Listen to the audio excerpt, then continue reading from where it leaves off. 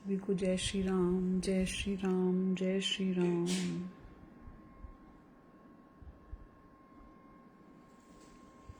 बहुत अच्छे से, बहुत दिल से बहुत सारी प्रेयर करनी है। 2-3 लोगों को बहुत नीड है और बहुत प्रॉब्लम में हैं, तो बहुत अच्छे से जल्दी उनकी तबीयत ठीक हो जाए। अपने घर के सारे ही अपने हैं, सबकी प्रॉब्लम सॉल्व हो जाए। तो पहले ओम करेंगे और फिर थैंक यू भी बोलेंगे। वैसे तो जो भी मिलता है अपने प्रारब्ध के अनुरूप मिलता है, लेकिन फिर भी अगर हम ईश्वर का नाम लेते हैं तो बहुत सारी चीज़ें कट जाती हैं। तो चलिए शुरू करते हैं। पहले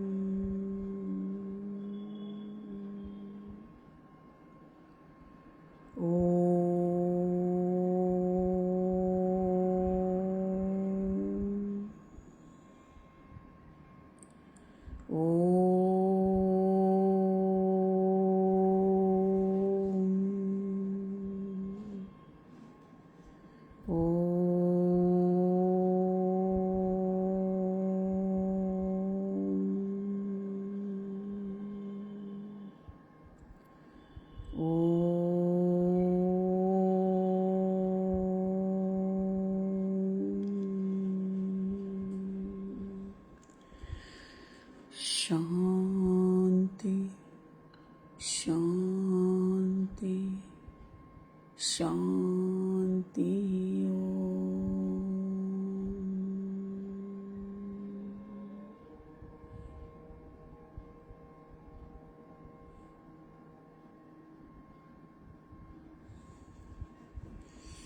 शांति बोलने से पहले ही शांति आने लगती है जब हम ओम करते हैं। तो और अब तो अनुभव सबको होने लगे होंगे कि इसके प्रभाव मतलब अब बहुत बहुत बहुत दिन हो गए अब करते हुए, तो समझ में आता है वो शांति जो हम सारा दिन परेशान होते रहते हैं कि वो कहाँ से आएगी, कैसे मिलेगी, तो वो यहीं से मिलेगी, नाम जप से मिलेगी, ओम करने से मिलेगी।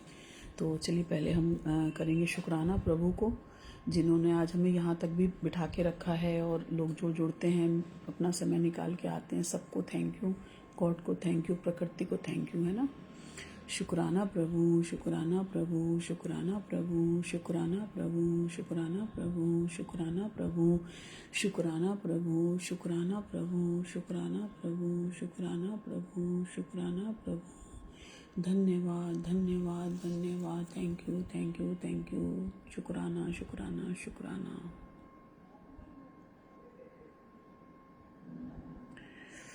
हमें और प्रार्थनाओं को एक्सेप्ट करें ईश्वर, और सभी को ठीक रखें। और बहुत मतलब इतनी इतनी सारी प्रॉब्लम्स देख के ना कभी कभी लगता है कि हम अगर सारा दिन भी प्रार्थना करें ना तो वो भी बहुत कम है। इतनी प्रॉब्लम्स हैं लोगों को, और वो कैसे ठीक होंगी, कहाँ से ठीक होंगी। और ये ग्रुप के बहुत अच्छे रिजल्ट्स आते हैं, इसीलिए ग्रुप में भी हम एक दूसरे को प्रार्थना भेजें। और जैसे ही पता है, मेरा अपना अनुभव ये कहता है कि जैसे जैसे हम प्रार्थनाओं में जुड़ते हैं ना, तो ऑटोमेटिकली बहुत सारी चीज़ों से मन हटने लगता है, आपका खुद ही अंदर से रिलैक्सेशन आ जाएगा, और आपका जो दायरा है ना वो बहुत सीमित हो जाएगा। आपको अच्छा नहीं लगेगा एक्स्ट्रा बात करना किसी से। जो भी करना है हमें अच्छा बोलना है, अच्छा सुनना है, अच्छा कहना है। मोरल, अगर हम किसी को मोरल सपोर्ट कर रहे हैं तो ये भी सेवा है। बार बार एक ही चीज़ मैं बोलती हूँ, और दिन में शायद कई बार सब लोगों को समझाती हूँ कि यही जो क्षण है ना, यही हमारे पास है। इसलिए जो ब्लैंक हैं हमारे, फिलिंदा ब्लैंक होते हैं ना, तो उसमें हमें हरिनाम भरते रहना है, भरते रहना है, भरते रहना है। हम क्या करते हैं, कॉपी आती है कोटेशन की, उसमें भी हम ओम या ओम नमः शिवाय एक पेज लिख के सोचते हैं पूरा दिन हमारा, पूरी जीवन का कार्यक्रम पूरा हो गया। जबकि ऐसा नहीं होता है। जितनी श्वासें हम ले रहे हैं, 1 मिनट में भी कितनी बार ले लेते हैं, कितनी खाली चली गई। अभी तो कुछ भी नहीं भरा है हमने, कुछ भी नहीं, बहुत मतलब शुरुआत भी नहीं के बराबर है अभी।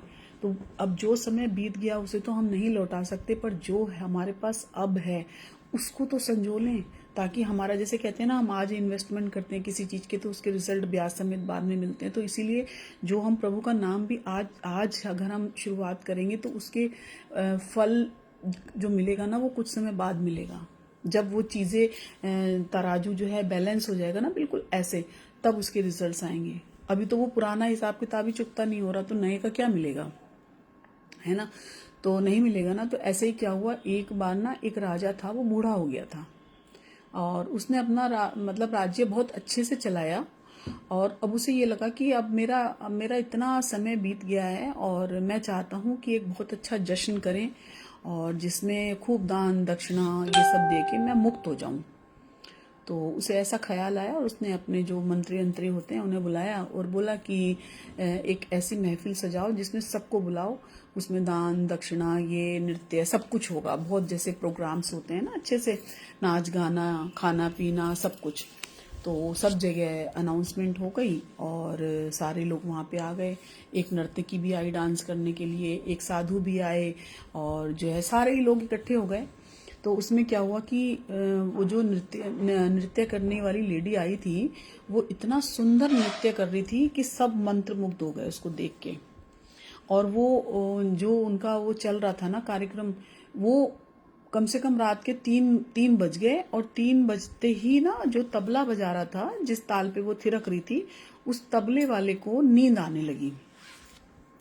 तो नींद आने लगी, तो उसने कहा कि अब इतना अच्छा ये सब चल रहा है, बहुत उसे पैसे मिल रहे थे, मतलब बहुत खुश थे, और बहुत इंजॉय कर रहे थे लोग, मतलब किसी की आंखों में नींद की तो कोई गुंजाइश ही नहीं थी, सब जाग रहे थे।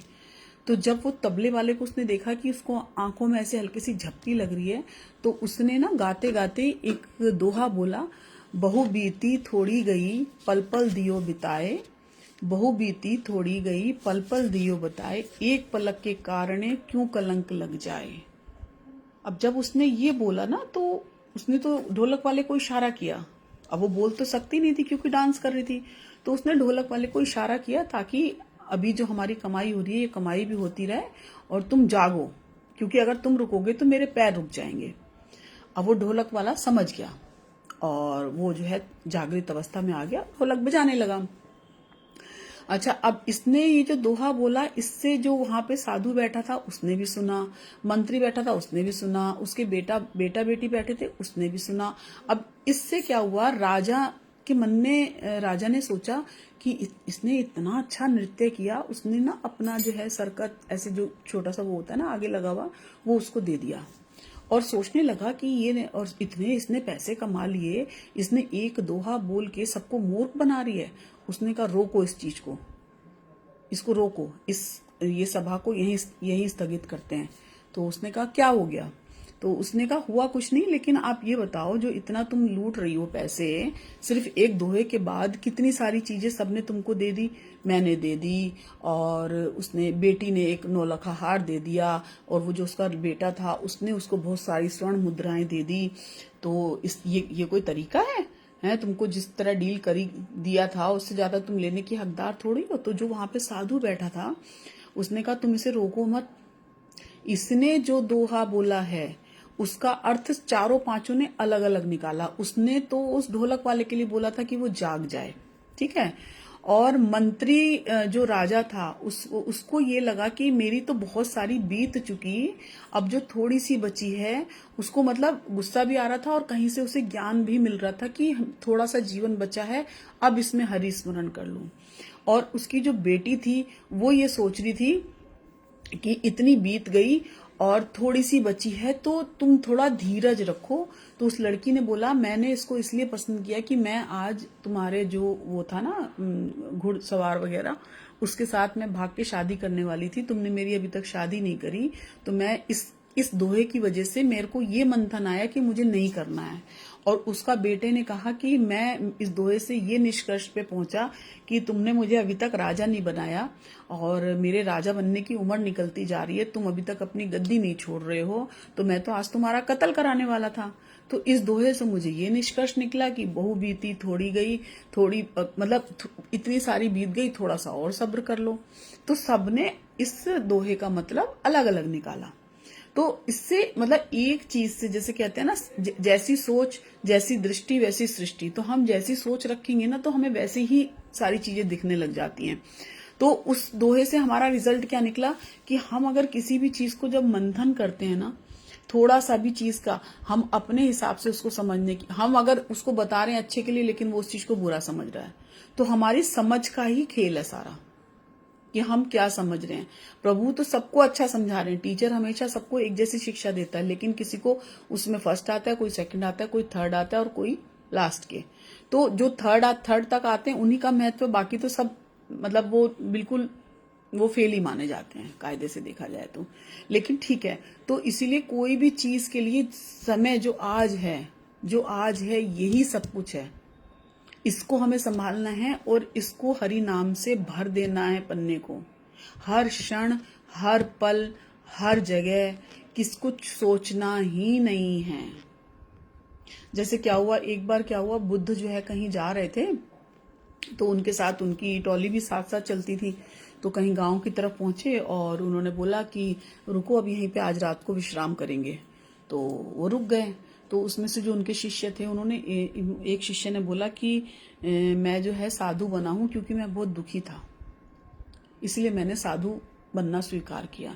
लेकिन दुख है क्या, ये मुझे आज तक पता नहीं है।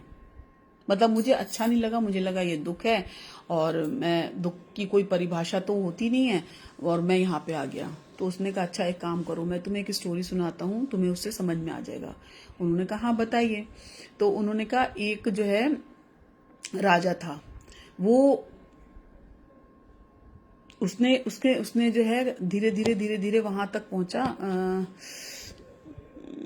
क्या था,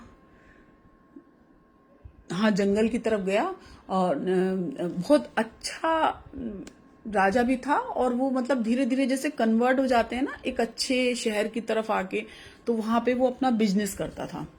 बिजनेस करते करते उसको बहुत सारा बिजनेस किया उसने, बहुत सारा, और वहां से एक बहुत सुंदर एक फ्लावर पॉट खरीद के लाया। और लाने के बाद उसने अपने घर पे जो साफ सफाई वाले थे उनको बोला कि ये बहुत कीमती चीज है, इसे संभाल के रखना कि कहीं ये गिर ना जाए, टूट ना जाए। तो जो उनके सहयोगी थे उन्होंने कहा हाँ हाँ आप चिंता मत करिए, ये मैं बहुत संभाल के रखूंगा। अब उसने संभाल के रख दिया एक शोकेस में बढ़िया से, लेकिन उसकी भी सफाई करनी पड़ती है। तो वो बहुत, जैसे कहते हैं ना, किसी भी चीज को जब ज्यादा संजो लो तो उसके प्रति थोड़ा अट्रैक्शन ज्यादा बढ़ जाता है और वहीं नुकसान भी होता है। तो क्या हुआ कि वो जो उसका सहयोगी थे और जो सफाई कर्मचारी थे उन्होंने उसको साफ किया, और करते करते दिमाग में डर ज्यादा था, सफाई कम थी, तो वो उसके हाथ से गिर गया। अब जैसे ही कोई चीज गिरती है तो खट्टे से दूसरे कमरे में भी आवाज जाती है ना कि क्या हुआ। तो राजा को लगा कि क्या क्या हुआ क्या हुआ। राजा दौड़ के आया, उसने कहा क्या हुआ, और देखा तो वो फ्लावर पॉट तो चूर चूर हो चुका था। अब राजा को बहुत गुस्सा भी आ रहा था, लेकिन उसके पास कुछ था नहीं, वो माफी ही मांग सकता था और क्या करता, उसके पास कुछ नहीं था उसके अलावा। तो उसने कहा राजा साहब माफ कर दीजिए, मैं नहीं चाह रहा था, लेकिन मैं पता नहीं आपने इतना उसके लिए कह दिया था, उसी डर की वजह से मेरे हाथ से ये छूट गया। अब क्या था कि जब वो तो चला गया, जो उसका सर्वेंट था वो तो अपना जाके सो गया। अब राजा को रात भर नींद नहीं आई कि इतना कीमती तोहफा, इतना कीमती चीज मैंने लाई, और इतना मैंने इसको समझाया कि ये टूट ना जाए, लेकिन फिर भी ये टूट गया और इसको बिल्कुल कदर नहीं है इस चीज की, और ये जाके सो गया। अब इसको इतनी हलचल हलचल हलचल, इधर करवट ले उधर करवट ले, इधर करवट ले उधर करवट ले। अच्छा, अब इसको गुस्सा भी बहुत आ रहा था। अब ये जब इसके कमरे में गया कि देखूं ये क्या कर रहा है, इसे थोड़ी सी ग्लानी है कि नहीं है। अब जब वो कमरे में गया देखा तो वो तो बिंदास खराटे लेके सो रहा था, मस्त एकदम। अब तो राजा को और गुस्सा आ गया, बहुत तेज गुस्सा आ गया कि देखो जरा, इतनी गलती करके भी चैन से सो रहा है। अब क्या करता, वो सवेरे तक का इंतजार किया। अब वो जब जैसे ही सवेरा हुई, उसने उसको बुलवाया कि उसको बुलाओ। उसने कहा तुम्हें पता है ये कीमती चीज मैं किसके लिए लाया था? उसने कहा नहीं। उसने कहा किसके लिए लाए थे? उसने कहा मैं तो आपके लिए लाया था ये। उस नौकर के लिए बोला कि तुम्हारे लिए लाया था, जिसके जो सहयोगी था उसका कर्मचारी था। उसने कहा अच्छा मेरे लिए लाए थे आप? उसने कहा हाँ मैं तो तुम्हारे लिए लाया था ये, मैं सोच रहा था एक अच्छा मौका आएगा तो मैं तुम्हें गिफ्ट दूंगा। अब क्या था, अब तो राजा तो रिलैक्स हो गया। अब उस नौकर की नींद हराम हो गई कि इतनी अच्छी चीज टूट गई, ये तो मेरे लिए था, मैं इसे संभाल के रखता तो मुझे मिल जाता। 100 तरह के ख्याली पुलाव पकाने लगा। अब तो कुछ नहीं हो सकता था। अब जैसे कहते हैं ना, अपनी हम कोई चीज अगर किसी को दे देते हैं ना, तो वो उसकी हो गई, हमारे से हम यहां से रिलैक्स हो जाते हैं कि हमारा काम छुट्टी हो गई। अब इससे हमें निष्कर्ष क्या निकलता है?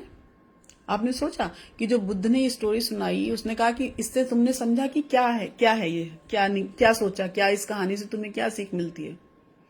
उसने कहा क्या? उसने कहा सीख ये मिलती है कि कोई भी चीज ना, ये दिमाग की सारी उपज है। अगर हम दिमाग से किसी को अपना लेते हैं ना, तो वो हमें तकलीफ देती रहेगी, कचौड़ती रहेगी, हमारी हमारी हमारी। लेकिन जैसे ही हम सौंप देते हैं किसी दूसरे को, तो वो उसकी जिम्मेदारी हो जाती है। तो तुम क्यों सोच रहे हो कि ये संसार मेरा है? क्यों सोच रहे हो कि ये बच्चा मेरा है? क्यों सोच रहे हो ये पति मेरा है, ये घर मेरा है, ये गाड़ी मेरी है? क्यों? जब तक आप ये चीज नहीं छोड़ेंगे, तब तक आपको शांति मिल ही नहीं सकती। तुम मैं में रहोगे तो मरते रहोगे, तू में आओगे तो तर जाओगे। इसलिए जो भी है ये सब उस प्रभु की रचना का है, और वहीं से ही हमें मिल रहा है।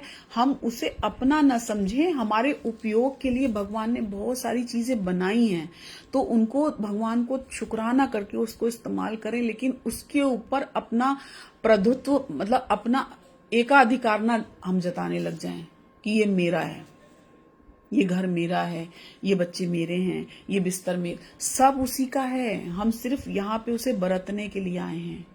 और अगर कोई चीज हमें प्रॉब्लम दे भी रही है ना, तो उसको भी थैंक यू करें। अभी आज मेरी शाम को मेरी भतीजी से बात हो रही थी, मैंने उसको भी यही बोला कि बेटा कोई बात नहीं, ये भी कोई प्रारब्ध होगा। तो कोई चीज अगर तुम्हें प्रॉब्लम में आई है ना, ये भी तुम्हारा कोई कर्म दंड है, तो इसलिए इसको भी थैंक यू बोल के उसको एक्सेप्ट करो। जब तुम थैंक यू बोलोगी और थैंक यू भगवान ने जिस समय वो एक्सेप्ट कर लिया ना, उसी समय से तुम्हारी प्रॉब्लम्स कम होने लग जाएंगी। हम सोचते हैं ये चीज हमसे छूट गई तो अब क्या होगा, हम कैसे रहेंगे, हमारा क्या होगा। कुछ नहीं होगा। वो सबसे बड़ा दाता बैठता है। हम पता है क्या करते हैं, हम अपने आप को भगवान समझने लग जाते हैं। हम करेंगे तो होगा, हम बनाएंगे तो कोई खाएगा, हम करेंगे तो ऐसा। कुछ नहीं होगा। हमारे से पहले भी दुनिया चल रही थी, हमारे बाद भी दुनिया चलेगी। इसलिए अपने को अहमियत न दें, और जो चीज करवा रहा है उन हाथों को थैंक यू बोलें, उन आंखों को। ये सारी ऑर्गन्स हमारे जो चल रहे हैं, ये सारे हमारे सजीव हैं, तभी हम कुछ कर पा रहे हैं किसी के लिए। नहीं तो हम किसी के लिए कुछ नहीं कर सकते हैं। हमारे अंदर हिम्मत ही नहीं है हम किसी को एक गिलास पानी पिला, हम अपने को नहीं कर सकते। भगवान ने क्या, देखो, जीभ दी जन्म से पहले, है ना, और दांत दिए उसके बाद। सभी को पता है ये चीज, लेकिन दांत जल्दी टूट जाते हैं क्योंकि वो कठोर थे। और जीभ मरते दम तक, जब तक दाह संस्कार नहीं होता, तब भी साथ ही जाती है, और वो तब भी सॉफ्ट ही रहती है। उसकी नमी खत्म नहीं होती मरने के बाद भी। तो हमें सॉफ्ट रहना है। नमी उसमें देखो कितनी नरमाहट होती है। आप रात को भी जब देखेंगे तो पूरी बॉडी अगर सूख जाएगी ना, तो भी आप जीभ देखेंगे तो जीभ सॉफ्ट रहेगी, अंदर पानी रहेगा। क्यों? क्योंकि वो जीवात्मा का एक परम अंश है। क्योंकि यहाँ से हम जीवा से नाम लेते हैं, जीभ से हम बात करते हैं, जीभ से हम खाना खाते हैं। तो इस जीभ को तो हमें बहुत साफ रखना चाहिए, बोलते समय भी, खाते समय भी, चबाते समय भी थैंक यू। और ये हमें ज्ञान देने के लिए मिली है ये चीज। सुनने के लिए कान मिले हैं दो दो, कि ज्यादा से ज्यादा हम अच्छी वाणी सुने, अच्छी बातें करें, अच्छा। और पता है, जिससे भी आपको लगता है ना कि इससे हमें बहुत दुश्मनी सी हो रही है या हम उसे पसंद नहीं कर रहे, तो उसको पर्सनली विजुअलाइज करके ना उसको प्रार्थना भेजें कि वो खुश हो, वो स्वस्थ हो, वो संपन्न हो। कोई भी हो, XYZ, आपके घर का कोई हो, बाहर का कोई हो, आप करके देखो, इसके बहुत अच्छे रिजल्ट हैं। हम गुस्से में उसको बोलते नहीं है, लेकिन अंदर ही अंदर उसको कहीं ना कहीं हम कुछ ऐसा सुई चुभोते रहते हैं, वो होता है। लेकिन आप इसको छोड़ के ना उसको प्रार्थना भेज के देखो। सिर्फ 1 हफ्ता ऐसा करके देखो, सिर्फ 1 हफ्ता, और उसके बाद बताना कि कैसा लग रहा है ना। तो बहुत सारी चीजें ऐसे हैं जो हमारे समझ के बहुत परे हैं, लेकिन जब आंख खुले तब सवेरा। जैसे क्या था कि बहुत सारे, पता है, एक दो लोगों ने मुझसे कहा कि इसके अलावा भी कुछ ऐसी चीजें बताएं जो हमारे जीवन में, जैसे बहुत सारी जगहों पे अंधविश्वास है। अंधविश्वास किस चीज का है कि सूतक लग गया, अब हम पूजा नहीं कर सकते। अरे सूतक लग गया, कौन कहता है पूजा? पूजा रोक सकते हैं, आंतरिक मन से हम बंद नहीं कर सकते। वो रोकने का भी एक रीजन होता है कि पहले के समय में इतनी भीड़ होती थी, इतने लोग होते थे कि भगवान ने कहा कि तुम मेरा ध्यान छोड़ के तुम पहले उनको निपटाओ जो तुम्हारे घर में गेस्ट आ रहे हैं। अगर भगवान को रोकना ही होता तो थोड़े दिन के लिए हमारा मुंह पे वो वाणी बंद कर देता, हमारे दिमाग से अपनी छवि हटा देता। अगर सूतक लगने से ही होता है, या बच्चा पैदा हुआ तो कहते हैं सूतक लग गया, हमें पूजा नहीं करनी। अरे तो सूतक लग गया तो वो पंडित जब नामकरण करने आता है 6ठे दिन, तो वो भी तो सूतक में ही आया ना। उसको आप खाना भी खिला रहे हो, उसको व्यवहार भी दे रहे हो। उस समय तो बल्कि पूजा पाठ ज्यादा करना चाहिए, ताकि छोटे बच्चे के कानों में वो पड़े। और जो जिसके घर में डेथ हो रही है, तो डेथ के समय ज्यादा इसलिए क्योंकि जो वहां का वाइब्रेशन, नेगेटिविटी जो होती है, वो नेगेटिविटी दूर होके पॉजिटिविटी हो जाए। उसको सिर्फ भगवान ने कहा है कि मेरी मंदिर तक पूजा वूजा छोड़ के तुम अपने कामों को सुचारू रूप से करते रहो। ना कि ये बोला है कि इसे छुओ मत। ये सारे के सारे भ्रम है, इसका कोई साइंटिफिकल लॉजिक नहीं है। अब कोई चीज अगर लेडीज को भी कुछ हो रही है तो वो साइंटिफिकल क्रिया है। कोई मर रहा है तो ये प्राकृतिक नियम है, ये चलता रहेगा हमसे। और अच्छा, अगर हम ये सूतक मानने लग जाएं, या हम सोचें कि इसकी बरसी नहीं हुई, तो हमसे पहले तो कितने मर चुके हैं और हर रोज मर रहे हैं, और हम एक ही जीव से जन्मे हैं। तो हर दिन सूतक हो गया। आज भी मर रहे हैं सब लोग, आगे भी मरते रहेंगे, पैदा हुए हैं, होते रहेंगे। आप किस किस को रोकोगे? सबके लिए प्रार्थना करो। रोज सूतक है और रोज पुण्य है, रोज सब कुछ है। सिर्फ सोच का फेर है, सिर्फ सोच का, समझने का फर्क है। बहुत सारी चीजें ऐसी होती हैं। दिया क्यों जलाते हैं? दिया क्यों जलता है? दिए से वाइब्रेशन अच्छे होते हैं। मंदिर में घंटी जो लगती है उसका गुंबद ऐसे क्यों बनता है, वहां पे जो है मेडिटेशन करते हैं तो उसका ये रूप यूं क्यों है, क्यों उसके ऊपर से जो यूं ये ऊर्जा ऊपर की तरफ जाती है तो वो फ्लो होके हमारे ऊपर आती है। एक जो हम रियल जहाँ पे बैठ के हम पूजा पाठ करते हैं ना, उस स्थान को सिद्ध क्यों हो जाता है, क्योंकि उस जगह पे उतनी ऊर्जाएं हमारी वर्क कर रही हैं पल पल, और वो ऊर्जाएं हमें बैक होके हमको फिर से वापस आती है हमारे पास, इसलिए वो जगह सिद्ध हो जाती है। क्यों वही जगह हमको अच्छी लगती, दूसरी जगह तो सारी ही भगवान की हैं, लेकिन एक प्रॉपर प्लेसेस जो बनती हैं उसका भी तो महत्व है। क्योंकि जब हम मंदिर में जाते हैं वहां का महत्व है, वहां पे जब हम कुछ प्रसाद लेके जाते हैं, हाथ में लेके जाते हैं, तो हमारे हमारे हम कभी ये नहीं बोलते कि ये लड्डू है या पेड़ा है, हम कहते हैं प्रसाद है। तो कहाँ से वाइब्रेशन चेंज हो गए कि ये प्रसाद है, चेंज हो गया, रूप ही चेंज हो गया। ऐसे हम कहेंगे तुम खाना खाओगे, खाना ले आए, खाना परोसे, खाना और प्रसाद, अब हम भोग लगाते तो कहते हैं भोग हो गया। तो कितना अंतर हो गया। जैसे ही वाणी बदलेगी वैसे ही आपके विचार बदलेंगे, विचार बदलेंगे तो टेस्ट चेंज होगा, टेस्ट चेंज होगा तो अंदर हमारे जो बॉडी में खाना जा रहा है उससे हमारी आंतरिक चीजें, हमारी शुद्धि शुरू हो जाएगी। हमारे जो ये पल पल ये रोम रोम में जो हमारा रोम छिद्र बने हुए हैं ना, इन सब में वाइब्रेशंस आ जाएंगे हरि नाम के। भगवान जैसे जो भी करते हैं ना अच्छे के लिए करते हैं। क्यों लेडीज को ही कहा जाता है कि गृहिणी है, लक्ष्मी होती है, क्यों, क्योंकि उसके अंदर प्रभु का वास है। वो सारे घर को जब संभालती है ना, सारी चीजों को जब संजोती है, उस संजोने से जो, और वो कोई भी देखो, जब हम मैं भी लेडीज हूं, तो हम जब खाना बनाते तो हमें लगता है ये वो खाएगा तो खुश होगा, ये खाएगा तो हमारी तारीफ, और उसकी उस समय जो हमारी भावनाएं चलती हैं वो सारी की सारी हमारी खाने के अंदर आती हैं। इसीलिए पहले के लोग कहते थे कि नाम नाम जपते रहो। पहले के समय में तो इतनी कुछ सुविधाएं नहीं थी, अब तो गूगल है, फोन है, आप भजन चला के रखो और उसके साथ साथ आप गाते रहो, खाना बनाओ, आपका खाने में देखो टेस्ट आएगा।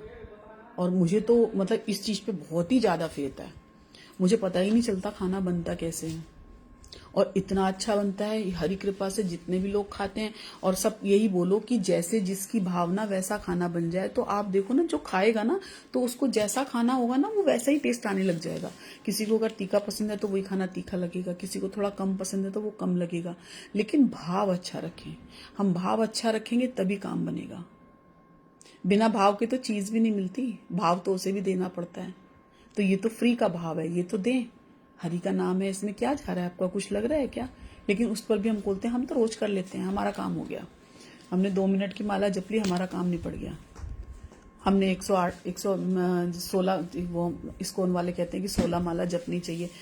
अरे तुम्हारे पूरे दिन में, अच्छी बात है, ये नियम लेने से भी एक टारगेट कंप्लीट होता है, लेकिन इतने पूरे दिन में जितना भी हमारा ये जैसे एक सिलेबस होता है ना एग्जाम्स का, वो चलता है, वो पूरा करना पड़ता है कि नहीं। तो उसी तरह हमें पर डे का एक अचीवमेंट फिक्स करना चाहिए ना, कि हम इतने देर तक ये हमें करना है, या हमें उसे फ्री छोड़ देना चाहिए, थोड़ा थोड़ा करते रहो।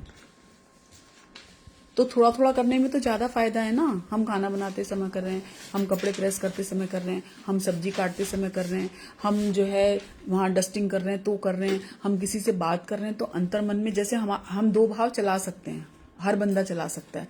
जैसे हम कभी अभी खाना बना रहे हैं तो हमारे दिमाग में क्या आएगा, उसको रात को ये सब्जी बनेगी, उसने वो खाना खाया कि नहीं खाया, चारों तरफ दिमाग चलता है। तो उस तरह जब हम इस तरह दो दिमाग चला सकते हैं, तो क्या हरि का नाम जो सिर्फ एक नाम है उसको हम हर समय काम करते समय, बात करते समय नहीं चला सकते? आप देखिए आपका सब कुछ चेंज होने लग जाएगा और सब कुछ सहजता से आने लगेगा बिना प्रयास के। वो भजन में जैसे कहते हैं मेरा आपकी कृपा से सब काम हो रहा है, तो वो कृपा बहुत जल्दी जल्दी आने लगेगी, बरसने लगेगी। जैसे वो भजन में आया है, देखे ताज और कुतुब मीनार, इनसे बढ़कर तोरण द्वार, खाटो जैसा न देखा हमने कोई स्थान, देखे ताज और कुतुब मीनार, आए यहाँ पर जितने जीवन से हार कर, जीवन सुधार दिया शाम ने निहार कर, ऐसा मिला न लखदातार जो है लीले पे सवार, ऐसा मंदिर ना दूजा जहाँ चढ़ते रोज निशान, देखे ताज और कुतुब मीनार। तो जब हम नाम जप करेंगे ना, तो आप जहाँ जहाँ आपकी इच्छा होगी, मैं अपना ही एक्सपीरियंस हमेशा शेयर करती हूँ कि अपने आप सब होता है। आप जितना सोचते हो ना, उससे कहीं ज्यादा वो सोचता है हमारे लिए। जैसे हम अपने बच्चों के लिए सोचते हैं ना, जो हमारे जो माध्यम है, हम कहते हैं हमारे बच्चे नहीं, उसी के बच्चे हैं, लेकिन हम जो माध्यम है, हम अपने बच्चों के लिए भी सोचते हैं। जो हमारे 1 2 3 जिसके भी जितने बच्चे हैं, तो हम उसके लिए सोचते हैं। तो वो जो परम पिता है, जो सर्वेश्वर है, सब कुछ दे सकता है, ऐसा कुछ नहीं है जो वो नहीं दे सकता। तो वो हमारा ध्यान क्यों नहीं रखेगा? रखेगा ही रखेगा। बस हमें छोड़ने की देर है। हर पल ये कहो भगवान आपका है। आज एक मेरी फ्रेंड है, योगा की स्टूडेंट, बहुत पुरानी है, वो कह रही थी दीदी 2 साल का हमें ऐसे टारगेट है, हम कैसे पूरा करेंगे, और मेरा छोटा बच्चा है, मेरा कैसे होगा। मैंने कहा तेरा है ही नहीं, तू कहाँ से लाई? भगवान का है, भगवान ने दिया है, भगवान पालेंगे।